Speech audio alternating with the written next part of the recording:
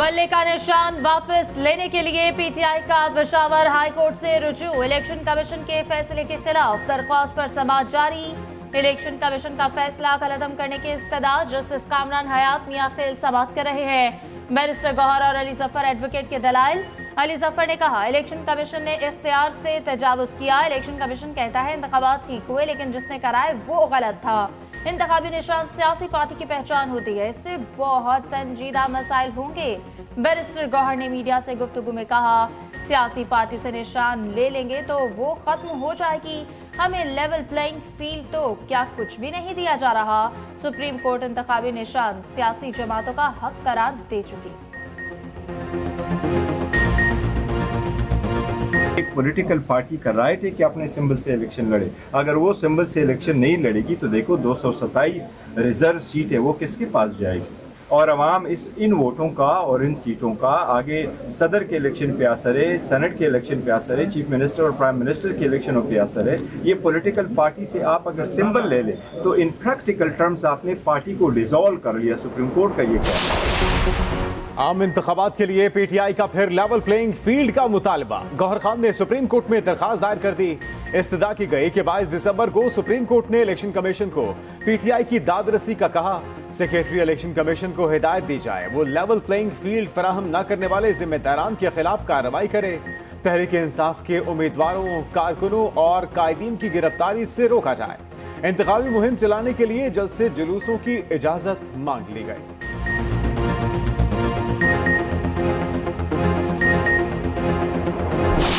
किसी भी मुल्क में अगर अमन होगा, इस्तेहकाम होगा तो तरक्की और खुशहाली का सफ़र शुरू होगा। अगर अमन और इस्तेहकाम नहीं होगा तो कहाँ की तरक्की और कहाँ की।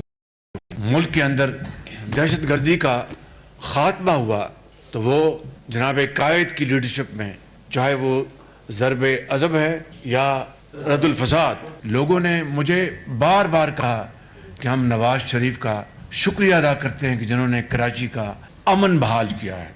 जनाब कायद की लीडरशिप में जो 20-20 घंटे के जो बिजली के अंधेरे ख़त्म हुए, वो एक तारीख का हिस्सा बन चुका है।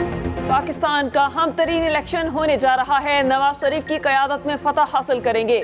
साबिक वज़ीर आज़म शहबाज शरीफ का पार्लिमानी बोर्ड के इजलास से खिताब। कहा, जहां अमन और इस्तेहकाम नहीं होगा वो मुल्क तरक्की नहीं कर सकता। कायद नून लीग की क़यादत में मुल्क से दहशतगर्दी खात्म हुई, लोड शेडिंग से छुटकारा पाया। कराची का अमन भी नवाज शरीफ की मरहून मिन्नत है।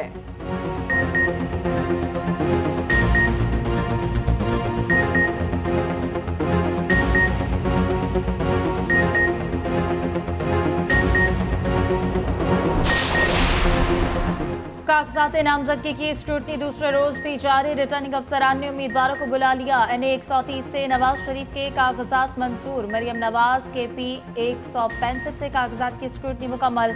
मखसूस नशिस्त के लिए मरियम औरंगजेब के कागजात की जांच पड़ताल क्लियर।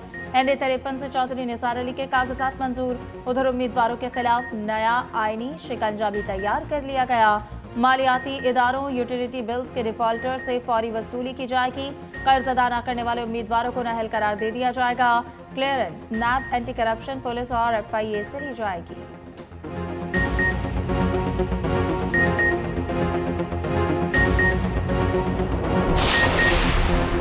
बल्ले के निशान से मुतालिक परवेज खटक का बयान। पीटीआई का नोटिस लेने का मुतालिबा। शेर अफजल मरवत बोले, बल्ला पीटीआई का निशान रहेगा। निशान किसी को ऑफर करने की जरूरत क्यों थी। परवेज खटक के बयान का नोटिस लेना चाहिए। पीटीआई रहनुमा बाबर अवान कहते हैं कि पीटीआई का इंतखाबी निशान बल्ला था और बल्ला ही रहेगा। पंजाब में पीटीआई के साथ प्री पोल ब्रेकिंग हो रही है।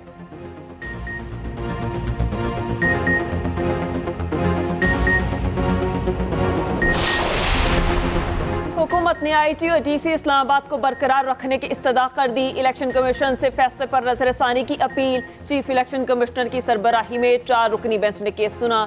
सेक्रेटरी एस्टेब्लिशमेंट ने सेक्रेटरी दाखिला की रिपोर्ट जमा करा दी। मतन में लिखा, इस्लामाबाद में सिक्योरिटी के हालात ठीक नहीं। वजारत दाखिला दोनों अफसरान को रखना चाहती है। निगरान वज़ीर आज़म ने भी इलेक्शन कमीशन को फैसले पर नजरसानी की दरख्वास्त की है। चीफ इलेक्शन कमिश्नर ने कहा, हम वजारत दाखिला की रिपोर्ट को देखते हैं, आप पैनल भी हमें भेजें।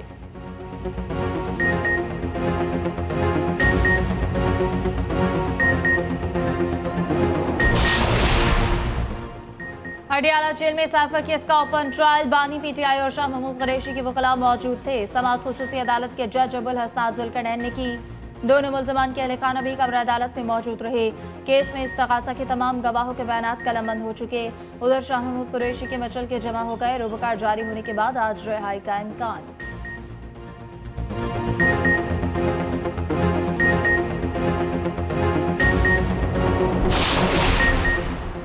नून लीग को आम इंतखाबात जीतने वाले उम्मीदवारों की तलाश। पार्लिमानी बोर्ड का 16वां इजलास मॉडल टाउन में बैठक। कसूर और शेखुपुरा के लिए टिकट होल्डर्स फाइनल किए गए। इस्लामाबाद और केपी के चंद अजला से उम्मीदवारों के इंटरव्यूज। कायद नून लीग नवाज शरीफ, शहबाज शरीफ और मरियम नवाज की शिरकत।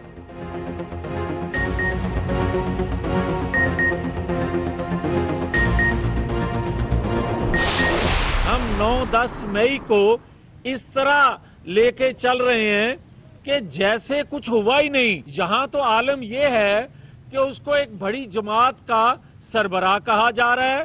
तो क्या जब जुल्फकार अली भुट्टो को फांसी दी गई थी तो उसकी जमात उस वक्त की बड़ी जमात नहीं थी? अगर करना है एहतसाब तो फिर इस सब के साथ इक्वल ट्रीट होना चाहिए। अगर 9 मई को कुछ नहीं हुआ तो आइन खत्म कर दें ताकि कोई भी जत्था जो मर्जी कर ले। लीगी रहनुमा जावेद लतीफ की मीडिया से बातचीत बोले, अगर एहतसाब करना है तो सबका बराबर होना चाहिए। आलम यह है कि बड़ी जमात का सरबराह कहा जा रहा है। जब जुल्फकार अली भुट्टो को फांसी हुई तो क्या उस वक्त बड़ी जमात नहीं थी?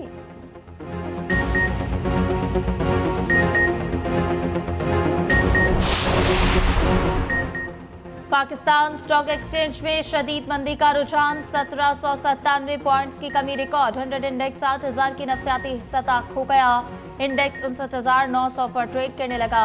उधर अमरीकी करेंसी के कदर में मजीद कमी। इंटरबैंक में डॉलर 17 पैसे सस्ता। कीमत 282 रुपये 35 पैसे हो गई।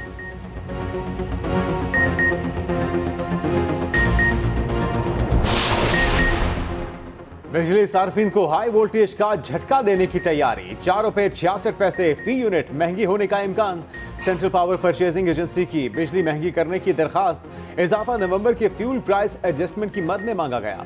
नेपरा दरखास्त पर कल समाअत करेगी। मंजूरी की सूरत में सार्फिन पर 36 अरब से जायद का बोझ पड़ेगा।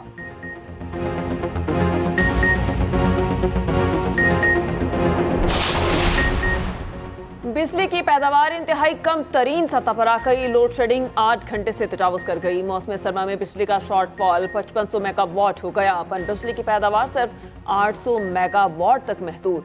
मुल्क में बिजली का पैदावारी निज़ाम गैर मुतवाज़न हो गया। शिमाल जनूब बिजली का तरसीली निज़ाम भी गैर मुतवाज़न होने का खदशा।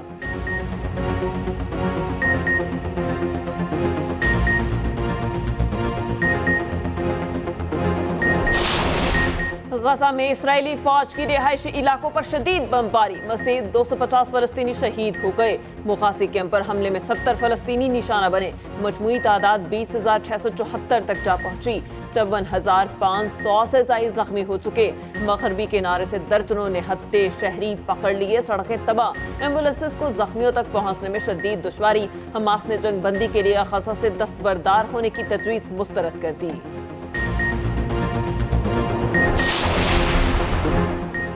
दमिश्क में इजरायली हमला। ईरानी पासदारान इनकलाब के कमांडर को निशाना बनाया गया। ब्रिगेडियर जनरल सैयद रजा मूसवी जामहक। ईरान का शदीद रद्द-ए-अमल, जवाबी कार्रवाई की धमकी। पासदारान इनकलाब ने कहा इजराइल को रजा मूसवी के कत्ल पर कीमत चुकानी होगी। ईरान ने जापानी टैंकर पर ड्रोन हमले का अमरीकी इल्जाम मुस्तरद कर दिया।